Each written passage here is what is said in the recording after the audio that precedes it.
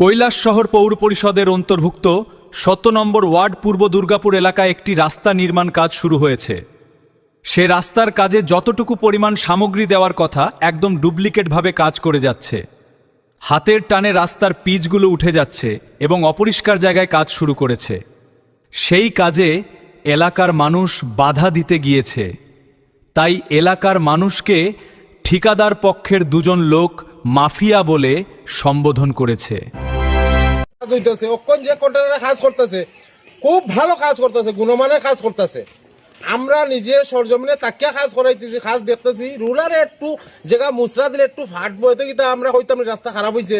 আপনারা দেখেন না রাস্তা, জনগণে হোক না, সব জনগণ আছে, সবে হোক না, রাস্তা খারাপ হয়েছে না ভালো হয়েছে?